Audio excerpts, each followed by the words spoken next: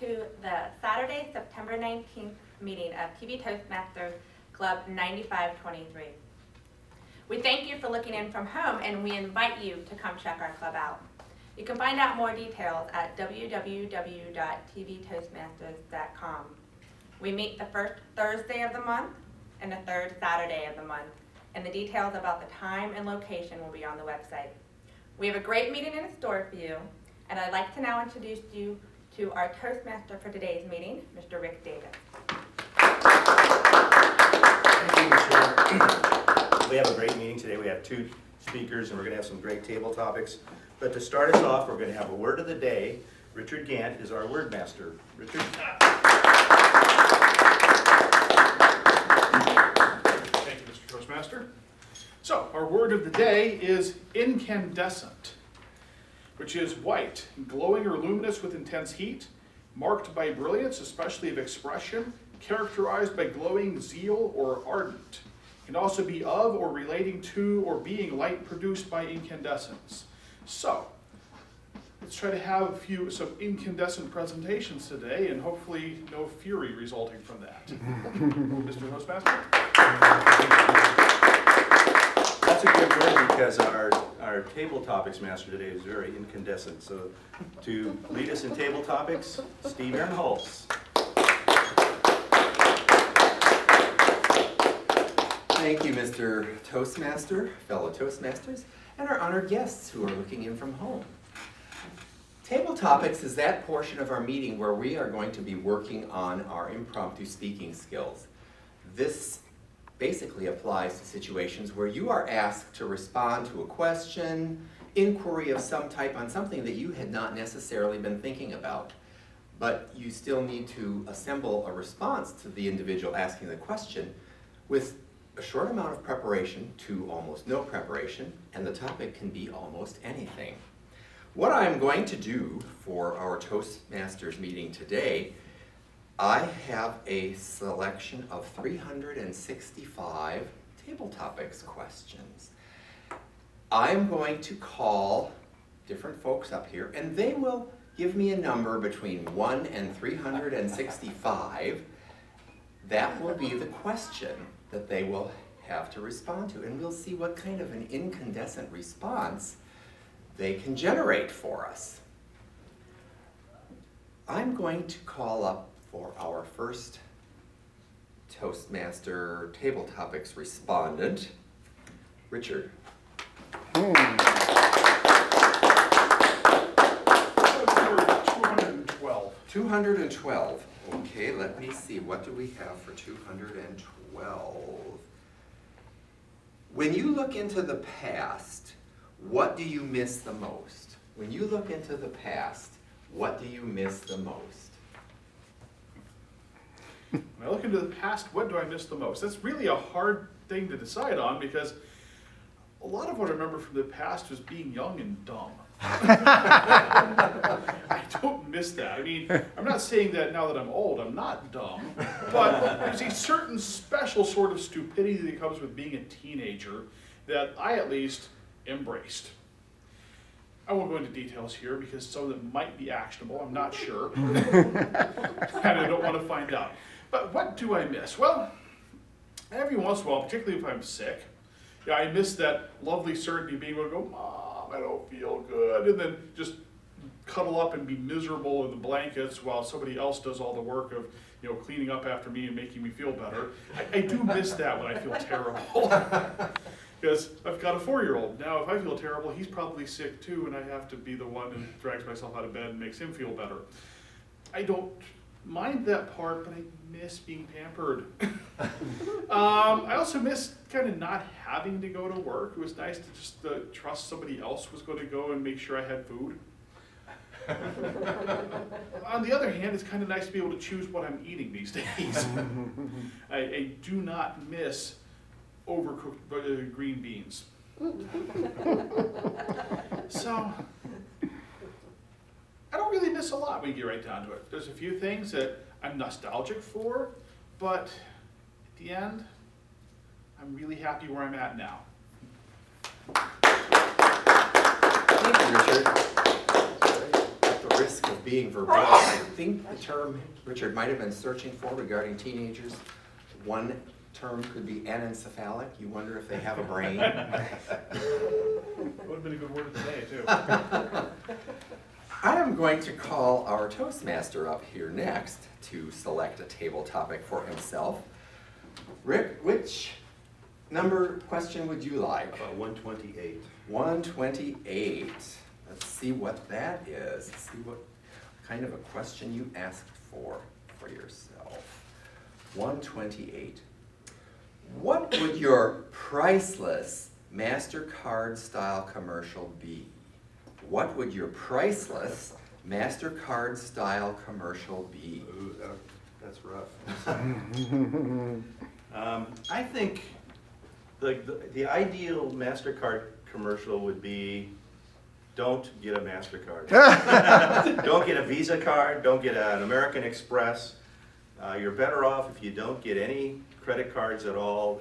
Get a debit card. That probably is better for your financial future. When you start, it's too easy with a credit card. My kids both have credit cards, and they have these balances that I don't know how they're going to pay them before they're 80 years old.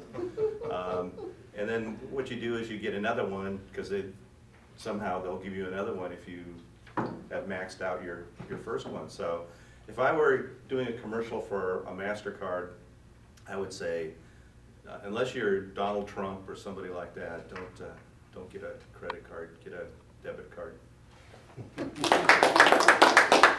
Thank you, Rick. Well, I guess you could get a credit card with a $0 balance on it. That would be priceless. Right. There'd be no price. Solve that problem pretty quickly. Our next table topics participant that I would like to call up here is our president, Michelle Lewis. What number table topics would you like to try? Let's do 365. 365, good. That's an easy one for me to find. Okay. How would you describe your future in 3 words? Thank you, Mr. Table Topics Master. Well, I don't know how I'm going to speak for a minute when I only have to give you 3 words. However, word number 1, let's describe the future as robust. So I think I would like to use that word because I think I've got a lot of things in my future. I still feel that I'm relatively young, or I'd like to at least act like I'm young, and I feel like age is also a reflection of how you feel and how you act, not necessarily the age. So a robust future. Incandescent. Thank you, Rick, for that little tip. I hope that I have an incandescent future. Like I said, I've got a lot of family and friends around me, and I think that helps give you a glowing future and a positive future. And then I think the last word would be fun, because I feel like if you don't have fun in life, then what's the point, right? So I think fun would be a word that I'd like to describe not only my future, but my present, as well as my past. But so robust, incandescent, and fun. Good job, Michelle. I wondered what you would do with that. And aging, I think, we have a chronological age, and then we actually have the age that we are at, and they do not have to be the same thing. I think that everyone can relate to where you meet someone and they're relatively young chronologically, but my goodness, they're pretty old as far as how they see things or how they act. And then you'll have some 70 or 80-year-old, we have one in our club here, that has all kinds of unbridled enthusiasm, and you're thinking, gee, I hope I have that kind of oomph when I'm at that point in my life. All right, our next table topic participant that I want to call up here is Emily.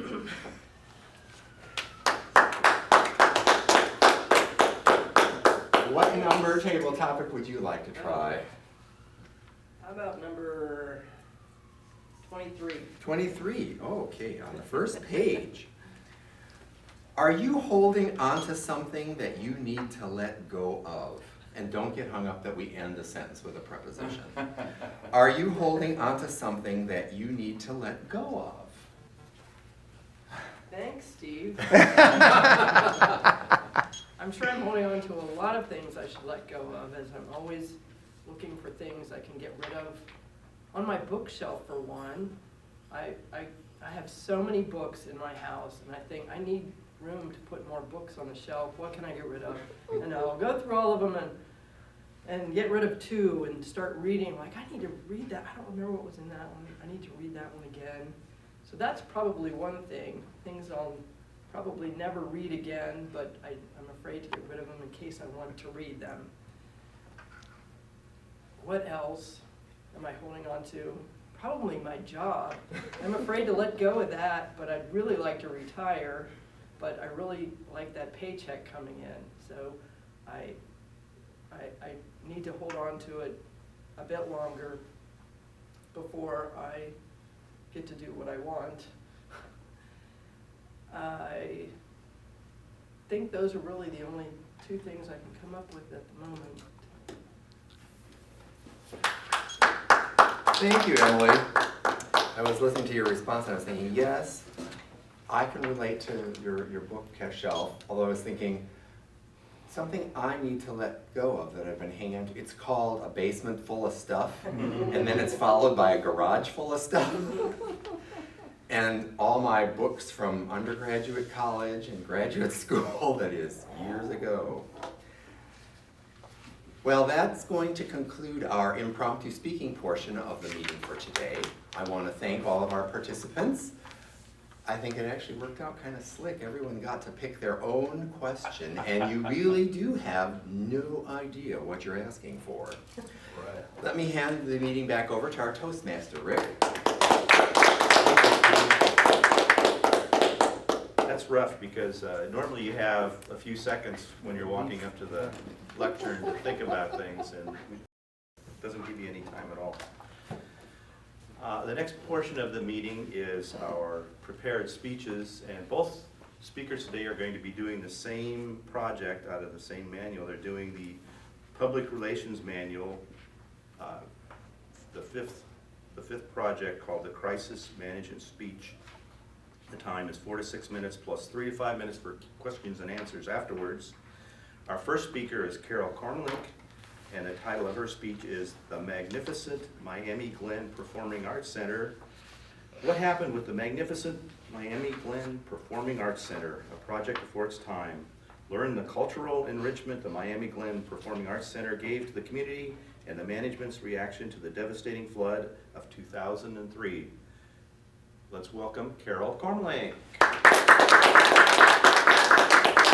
Thank you, Mr. Toastmasters. The magnificent Miami Glen Performing Arts Center.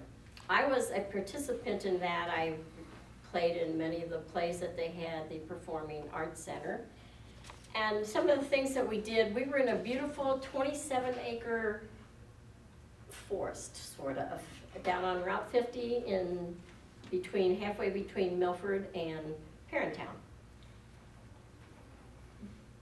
The board had voted to build the area there. We leased it from the county for $1 for 50 years, which then was changed to 25 years. We built magnificent in the woods picnic areas.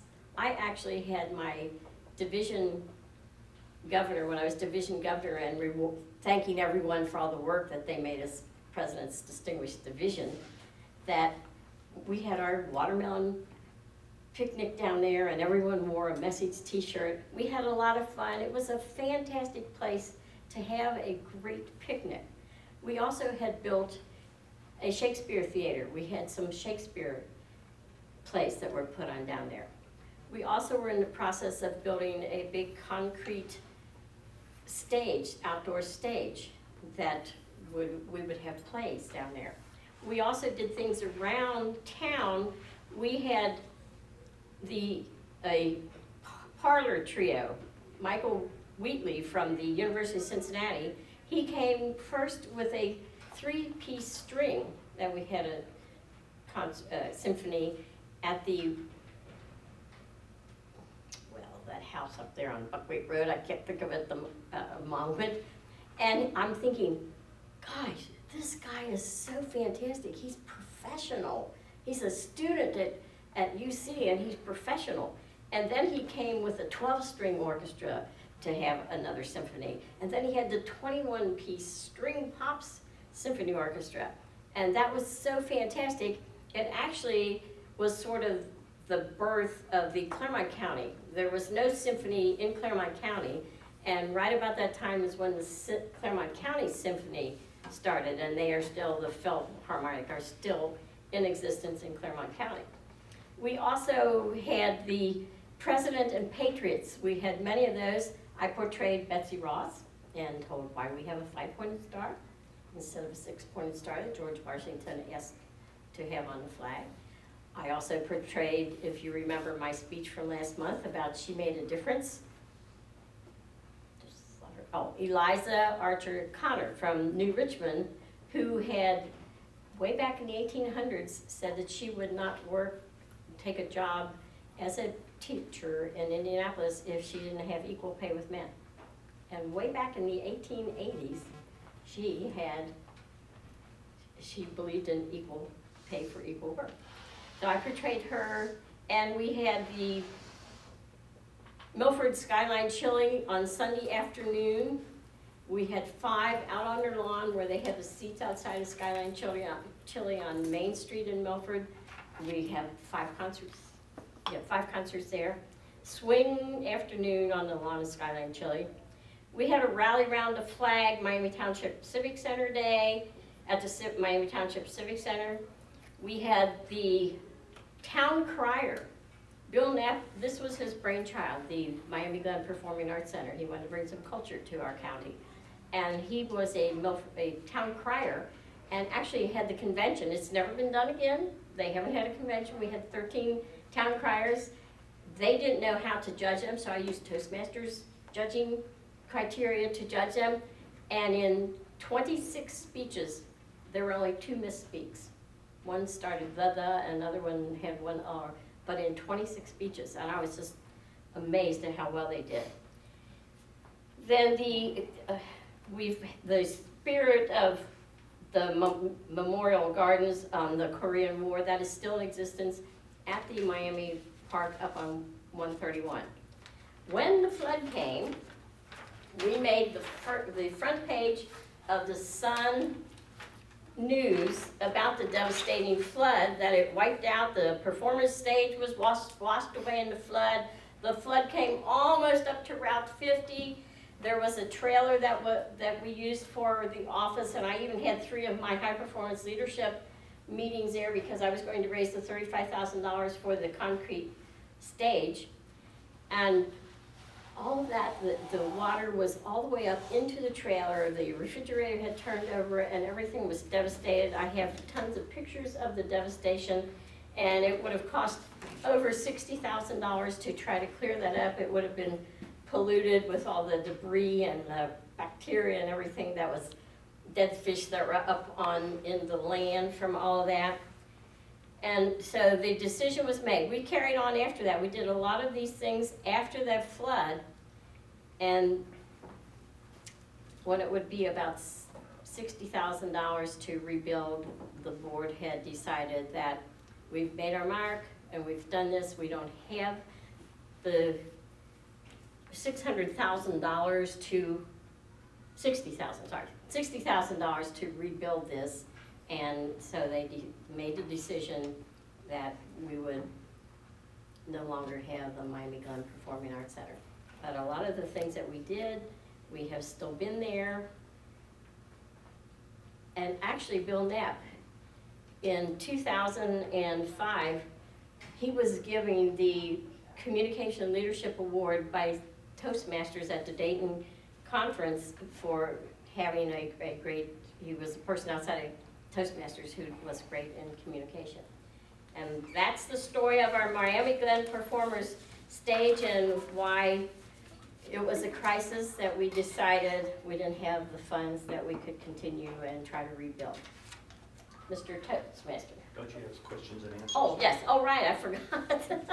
I saw the red light, I was ready to sit down. Any questions or that I could answer for you? We have 3 minutes.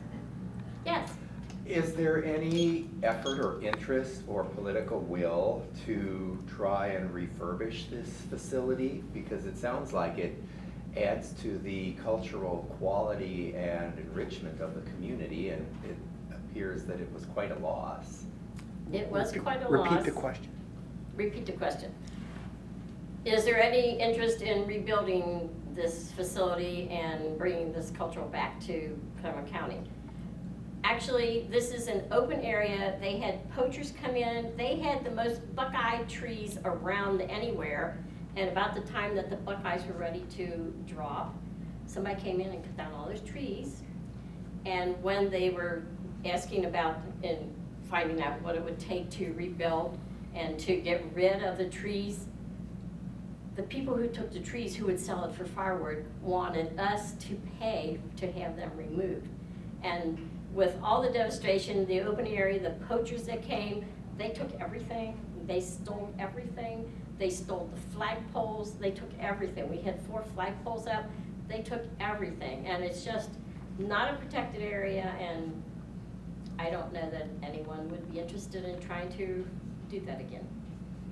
I guess with the flooding problem, something like that could happen again, but I'm just Right. wondering if there's been any effort to have plays in different venues, go to different, to like the high school or anything like that? We When you- did. And Repeat the Oh, question. Thank you.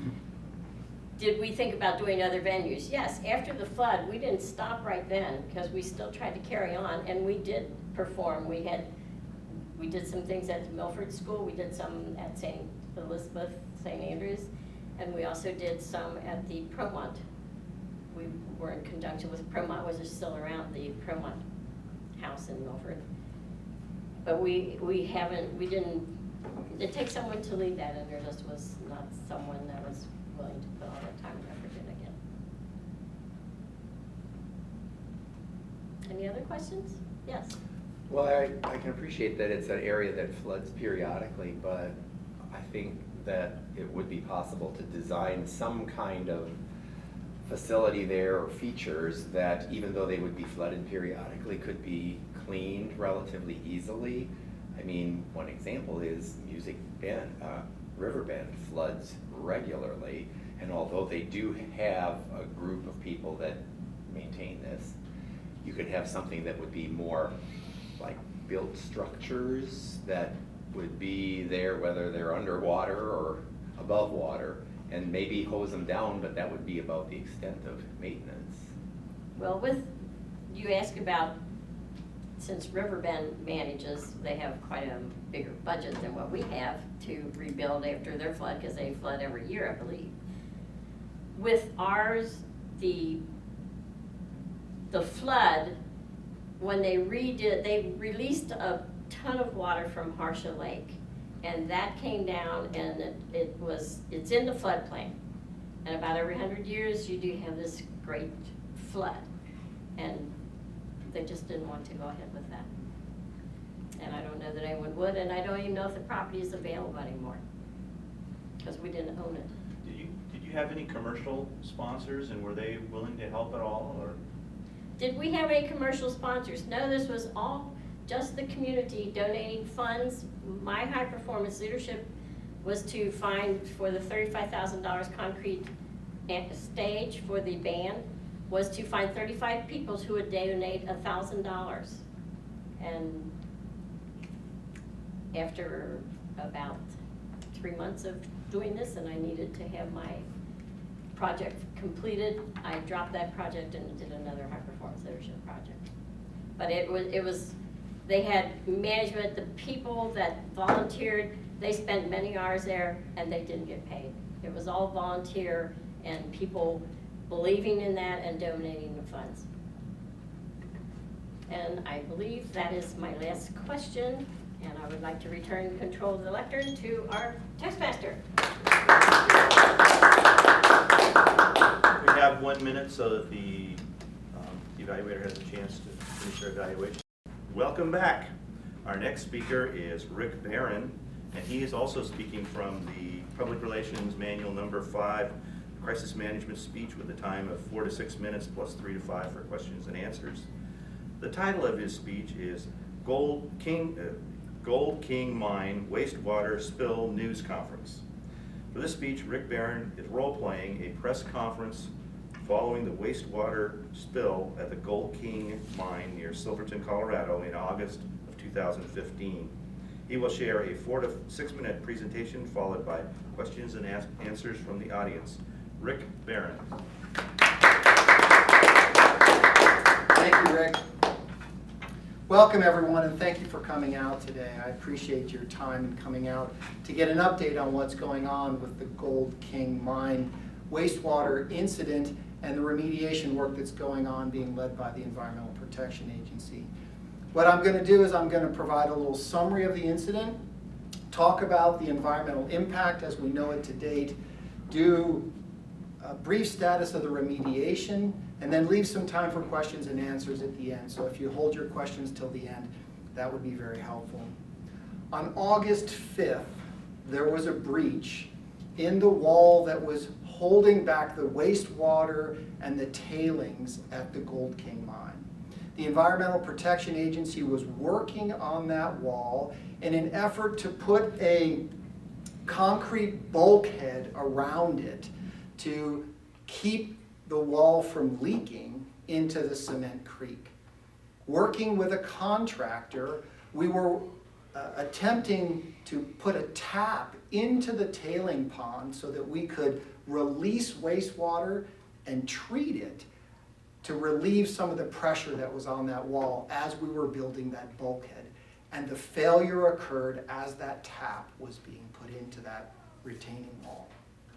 We are now upwardly revising the estimate of the amount of water that was released from the pond. It was originally estimated to be at 1 million gallons. Unfortunately, we have to revise that upward now to be about 3 million gallons of wastewater that exited that pond into the cement creek. The incandescent mustard yellow color of the wastewater is due to the oxidation of the iron that's in the water. The cement creek empties into the Animas River. The Animas River empties into the San Juan River. The San Juan River ultimately empties into the Colorado. And you can see here's a little map of where it had reached 2 days ago. It's traveling at about 4 to 5 miles an hour at this point in time. And you can also see, for the geography buffs, that the San Juan then ultimately empties into the Colorado River.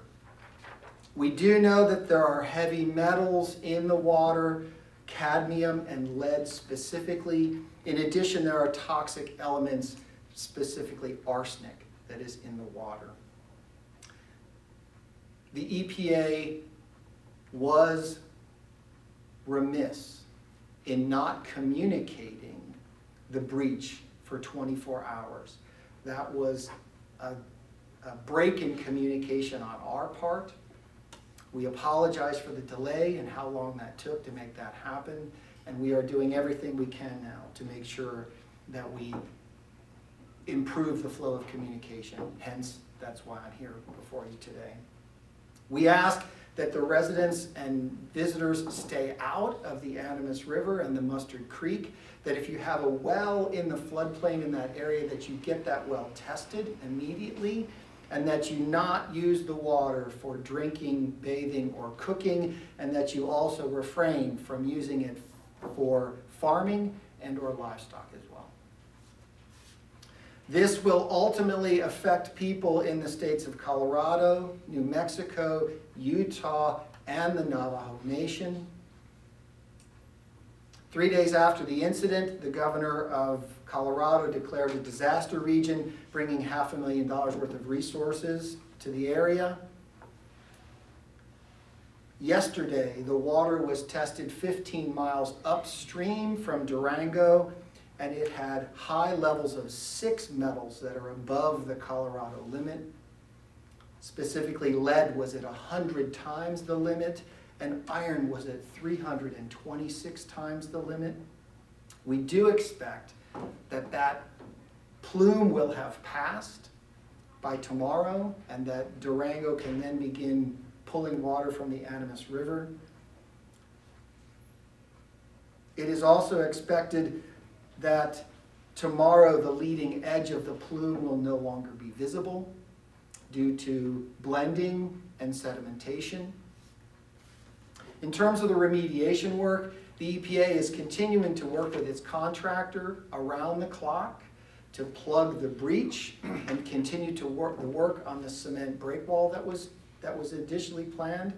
As of today, the mine is still discharging between 500 and 700 gallons a minute of wastewater that we are working to collect in temporary ponds that have been constructed. Friday, we expect to open the Animas River back to boaters, and we will continue to give you updates daily as we work through this process. The EPA and our contractor apologize for the breach that occurred. We regret that as we were trying to actually make the incident or the situation better, that we inadvertently made it worse.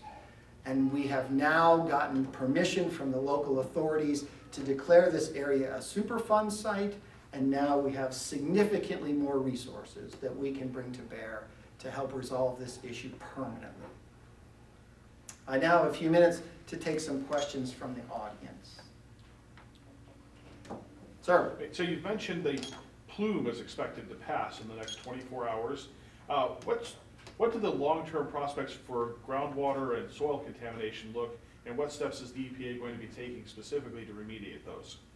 The question is, what do the long-term prospects on the groundwater and the surface water look like, and what is the EPA And going soil to do? contamination. And the soil contamination, what is the EPA planning to do with those?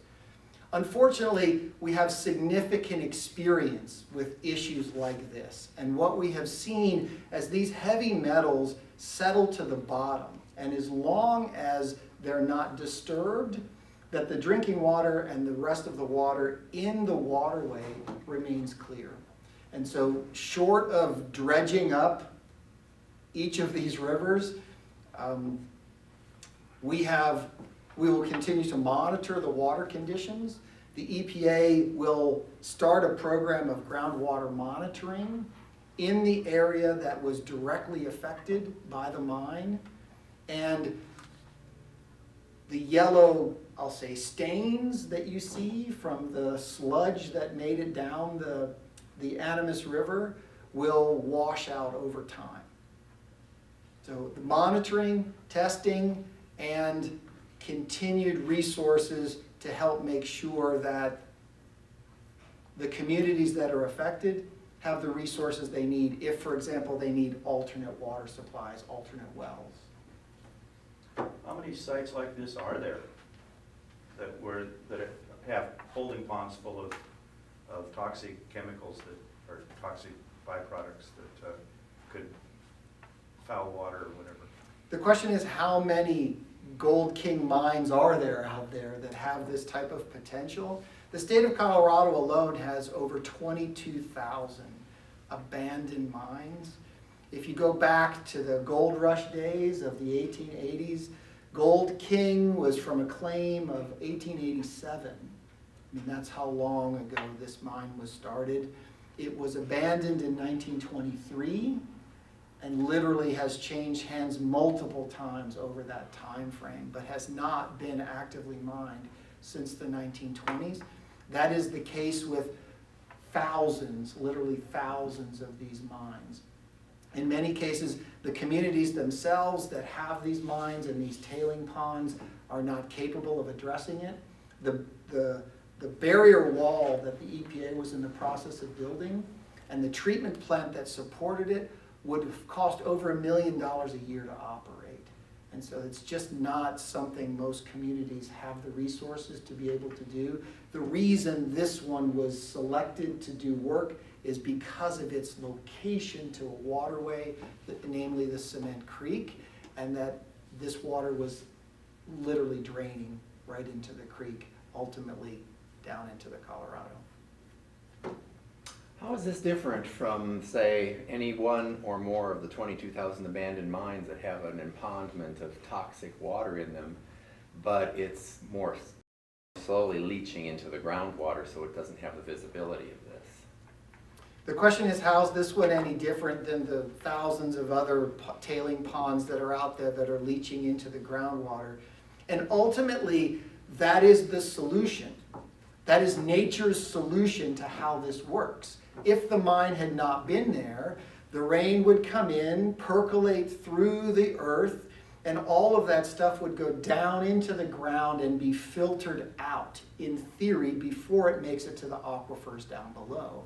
And ultimately, that is the theory that we're trying to implement, or the solution that we're trying to implement, in many cases, sealing these mines, allowing the effluent to stay in there, and to do what nature had done historically and allow itself to clean that effluent that's then going down through them. Ma'am. In the initial attempt to resolve the situation, was there any negligence determined? The question is, The way that it was conducted? the question was, are we aware of any negligence in the way that this was addressed? Our understanding was that the delay in communication was associated with who to talk to, not the fact that we didn't want to communicate what was going on. Obviously, it's hard to miss this incandescent mustard yellow stream going down the Animas River, and very easy to trace back to where it came from. So it's not like anybody thought they were trying to hide. The EPA's records indicate as far back as June of 2014 that the breach risk was known. And in May of 2015, before this work began, it was also reiterated that there was a breach risk on the wall. What we are investigating is to what efforts were taken, knowing that there was a breach risk on that wall, and exploring with this subcontractor what work they did to make sure that they addressed that breach risk before the tap was attempted. Looks like I'm out of time. Thank you very much, everybody, and we'll be back tomorrow at the same time.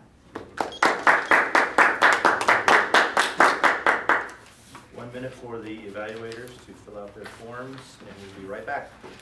Name an effective political leader in history who couldn't speak well.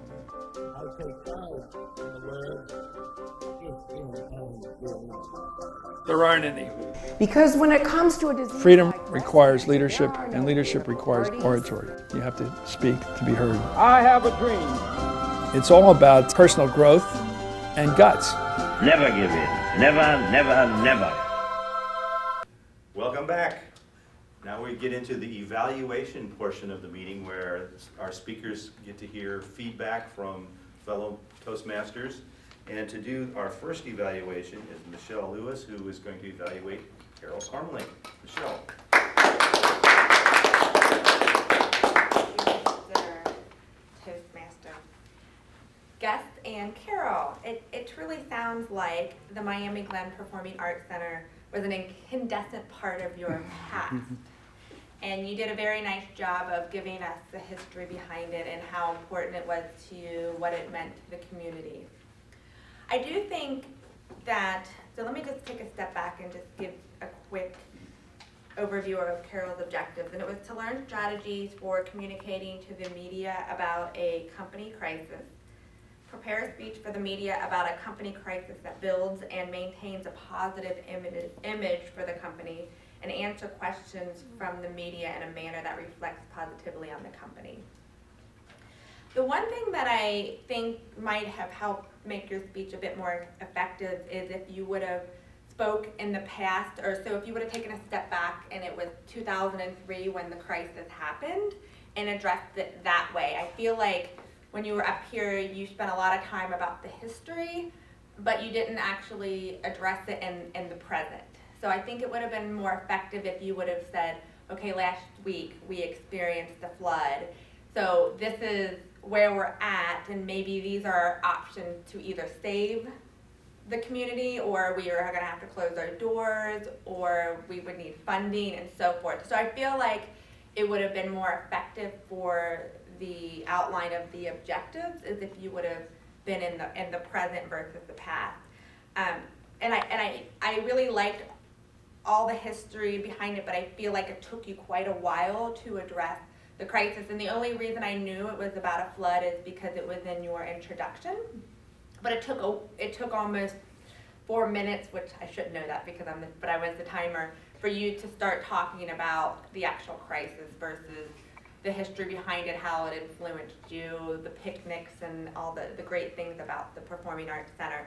But I do think you obviously were very passionate about this, and it was a very important part of your past. So those are my recommendations: is address it more as in the present versus the past, and then get into the topic right away. And then perhaps you could have talked about the crisis and then went in and talked about the value it added to the community, and then finished off with these are our options and what are our potential solutions. Mr. Toastmaster. Our next evaluator is evaluating Rick Barron's speech, Emily Garrett.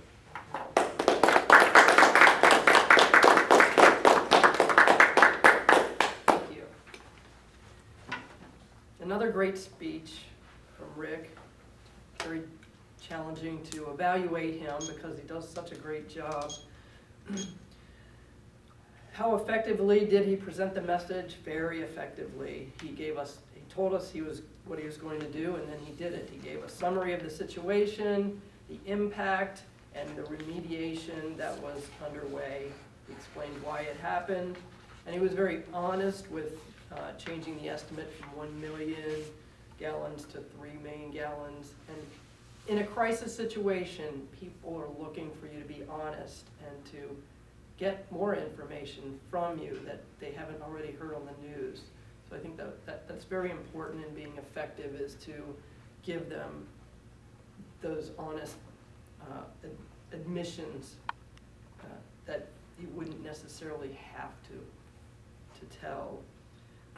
How convincing were you? You focused on the specifics of it was under control, and that the lack of communication was the central issue rather than the actual spill. Because I think the actual spill focus is more upsetting to the listeners than a communication issue. I didn't completely understand what went wrong when this happened, but speaking from the EPA point of view, you were about fixing the situation and communicating the situation. So it was addressed away from fault of someone that maybe didn't prevent it from happening, which I think is a good thing when you're managing a crisis situation, to admit something but steer them away from the things that are going to upset them. You thoroughly answered the questions, very confident in the answers and explanations, and apologized twice, explained the intentions of what was done and to initiate the problem, where the intentions were good. You were trying to avoid a bigger problem, and that people were working around the clock to manage the situation. So overall, you did a really great job, and as usual, were very clear, gave us a lot of information, and handled it in an organized manner. So, wonderful job. Thank you. Our next portion of the evaluation meeting everybody loves, because we like to find out how many ahs and ums we've accomplished over the course of the hour. And Richard Gant is going to give us a grammarian and ah counter report. Sadly, we had a few. So just going in order, Michelle, I counted 8. I'll kind of get into what exactly I was counting when I give all the numbers. Let's see, Rick, I counted 11 in total. Carol, I counted 13. I can't read my own handwriting here. Rick Barron, I counted 7. Emily, I counted 14. Steve, I didn't actually count anything from you, and I have no idea what I did because I don't pay attention to that sort of thing when I'm the speaker, just like nobody else hears it when they do it themselves. Most of what I heard was not the classic sort of thing. There were some of those, but most of what I heard was stumbling over words, repetition, something along the lines of, I said this. I think a lot of that is just maybe the pressure of the time, feeling like you need to rush through, get everything out, and hit that deadline. Lack of confidence. It could be a number of things. I think a lot of it would be just beaten by a little bit more practice, making sure the speech is short enough that it will fit no matter what, and then being aware of what you're saying. But that's, again, from a guy who probably has said 12 or 15 times during this entire presentation. So I'll turn this back over to our Toastmaster now. Our next portion of the evaluation is the timer, and Michelle Lewis has been watching the time for us. Michelle?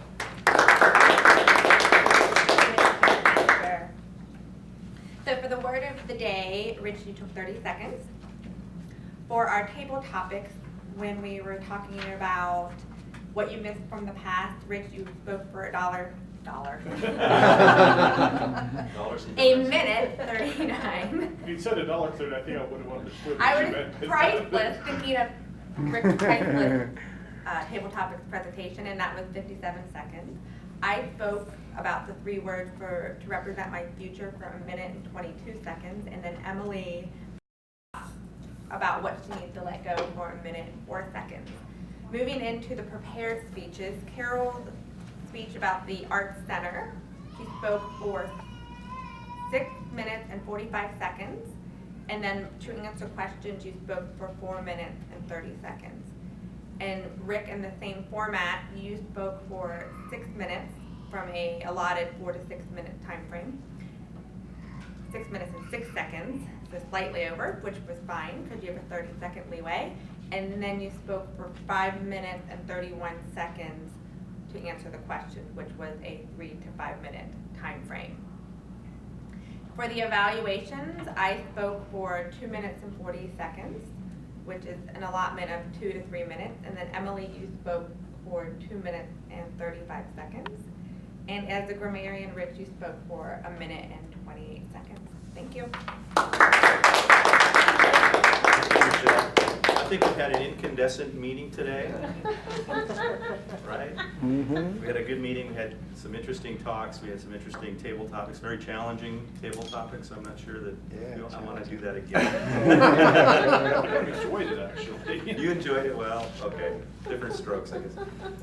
I'd like to call back our president, who will close the meeting, Michelle Lewis. A round of applause for our Toastmasters today. We did have a fantastic meeting, and we invite you to come check out our club. We meet the first Thursday of the month and third Saturday of the month. To find out more details about the time and the location, please log on to www.tvtoastmasters.com. This concludes our Saturday, September 19th meeting.